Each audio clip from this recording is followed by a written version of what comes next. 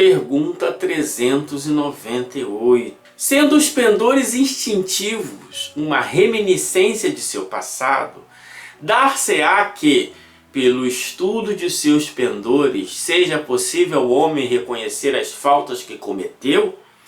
Até certo ponto. É por isso, porém, levar em conta a melhora que se possa ter operado no espírito e as resoluções que ele haja tomado na erraticidade.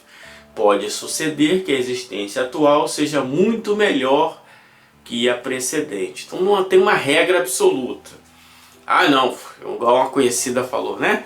Olha, você, Jorge, você não usa anel, não usa cordão, não usa relógio, não usa nada disso. Então, muito provavelmente, na última encarnação, você foi um menino de rua. Aí eu fiquei pensando, o que tem a ver menino de rua? Talvez ela pensasse, você era um trombadinha, roubava tudo e hoje você não tem nada. Né? É o problema da tabelinha de entrada e saída. Não, tá? Planilha de Excel, não.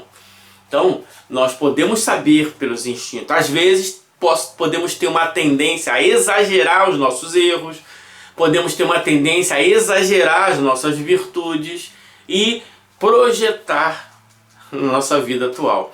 Eu posso entender, caramba, eu tenho uma tendência assim. Eu posso, se eu hoje estou melhor, é possível que eu tinha isso maior. Eu tenho uma tendência assim. Se hoje ela está assim, no passado essa tendência era maior. Isso me ajuda a entender mais ou menos o gênero de prova que eu estou submetido. Mas não é uma regra absoluta, é uma baliza. É apenas um norteador para te ajudar. Nada mais do que isso. Então, essa ideia de fazer regressão de memória para poder lembrar as coisas e simplesmente ter um gozo aí do passado, às vezes é inútil. Temos que entender o que eu tenho comigo e em que eu posso melhorar. Essa é a questão fundamental de nossas vidas. Pergunta 398A.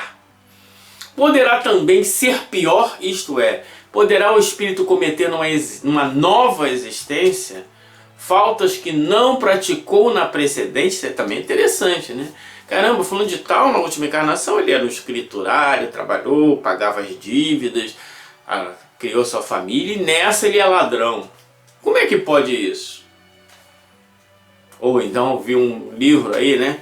O livro fala as vidas de Fenelon. Aí o Fenelon era um espírito altamente moral, espiritual. Aí na outra encarnação ele era ateu. Faz sentido isso? É uma questão importante. Tem esses exageros, mas será que existe o outro lado? Vamos lá. Pode, ele depende do seu adiantamento.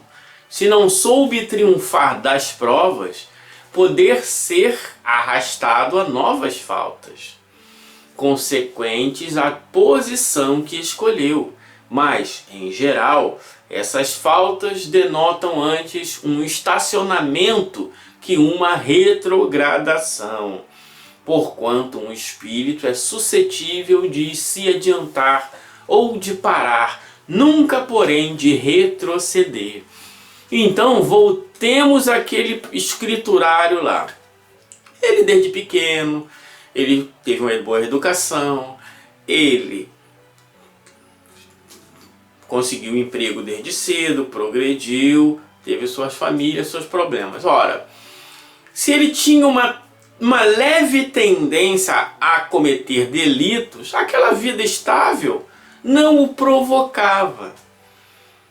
Agora, em uma nova existência, em que talvez ele não tenha a mesma condição social, esteja submetido a outros tipos de tentação, aquela tendência que lá estava no passado agora se mostra e ele comete o delito que ele não cometeria naquela existência. É aquela questão que a gente vê muito, né? As pessoas vivem sua vida normal, pega o ônibus, vão para o seu trabalho, chega, recebe no final do mês, faz a compra, vai para casa. Aí, naquela cidade, tem a greve da polícia. E aí você vê aquela mesma pessoa saqueando um supermercado. Fala assim, mas por que ele não saqueava o supermercado? Porque não tinha a repressão. A repressão, ela não anulava as suas tendências más. A repressão não anula as suas más tendências. A repressão reprime que você possa dar vazão às suas más tendências. É exatamente uma questão, um ponto de inflexão fundamental da educação dos últimos séculos. A ideia de que a repressão, a palmatória, toma, botar de castigo, orelha de burro, ajoelhar no milho, escrever 1000 vezes a palavra errada, a palavra que você errou, etc. Essa ideia, ela se mostra equivocada. Por quê? Porque ela não anula as más tendências. Como Kardec nos ensina, a educação é um conjunto de hábitos adquiridos. Ora, o que eu necessito para anular aquelas más tendências? Criar novas e boas tendências. Então, aquela pessoa que tem a vida tranquila, ela pode ter as mesmas más tendências do bandido. A diferença é que as condições sociais em que ela se acha submetida não força ela ou não as coloca de posse ou na possibilidade de cometer equívocos. Mas tem gente que tem essas mesmas tendências, essas mesmas condições sociais e cometem crimes. Por quê? Porque essas trazem tendências muito mais fortes do crime. Tem gente que tem o prazer no crime. Tem gente que tem a ambição desmedida. Então, para aquela pessoa ter a vida tranquila, seu salário, pagar suas contas, ter uma boa educação para si e para os filhos, não basta. Então ela quer conquistar o mundo.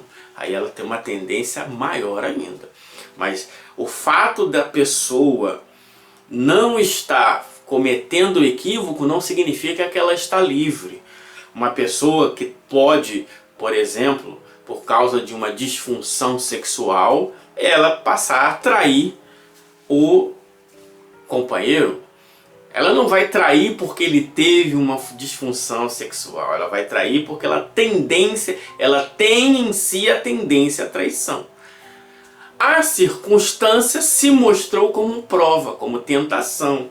O grande problema é que o religioso, ele confunde o alvo máximo da sua religião consigo mesmo e tende a querer criticar a vida do outro. Não, agora eu sou o santo, eu estou entre os santos, então aquela pessoa é uma pessoa de vida má. Mas na verdade, se você observar, o desejo no mal, o prazer no mal está ali. Nem que seja para sentir prazer em queimar o demônio, sentir prazer em criticar a pessoa que tem má vida, sentir prazer, esses programas Mundo Cão, a pessoa olha e fala, nossa, como eu não sou essa pessoa, olha lá, ladrão, ele está roubando, olha que absurdo, ladrão, ele botou uma jacuzzi no meio da... Claro, ele é ladrão para ter jacuzzi, ele é ladrão para ter carro do ano, ele é ladrão para ter roupa de marca, ele não é ladrão para viver igual um franciscano. Mas por que o apresentador fala, olha que absurdo? É porque a pessoa gosta de se sentir melhor que o outro. O fofoqueiro, ele é fofoqueiro porque ele gosta de se sentir melhor que o outro. Ele quer comentar para comparar. Os espíritos inferiores no mundo espiritual, eles dão gargalhadas e riem dos que vêm em condições difíceis, porque eles sabem que eles estão na mesma situação. Isso é uma questão da vaidade, do ser. Então, às vezes, aquela pessoa que está ali numa situação tranquila, aparentemente ela é uma pessoa boa, mas ela pode ser o maior canalha do mundo. Apenas está polidamente disfarçado de cidadão do bem. como todos nós não conhecemos o íntimo de nós mesmos, não temos motivos para ficar criticando a vida do outro. Podemos lamentar, podemos até refletir para a nossa instrução e a instrução do outro quanto ao erro cometido. Agora, esse prazer mesquinho, esse prazer inferior de sambar nas imperfeições do outro, isso aí é puro suco da nossa inferioridade. Olha fulano de tal, né? Aí bota lá o político que é ladrão, olha ele lá. Mas o político que a pessoa gosta, que ele também é ladrão, ela não vê. É a pessoa que não tem o mínimo de noção de justiça, de igualdade, de equidade. Isso acontece. Então é muito importante a gente tomar cuidado. Uma pessoa que tem uma vida tranquila não significa que os demônios interiores dela não estão ali gritando. Lá estão. Somente aqueles que desenvolveram o desejo exclusivo no bem estão livres de cometer equívocos. No mais, todos os espíritos de terceira ordem estão sujeitos a equívocos. Por isso mesmo estão sujeitos a provas. Por isso mesmo têm a necessidade das vicissitudes da vida corporal para pôr em prova seu interesse pessoal.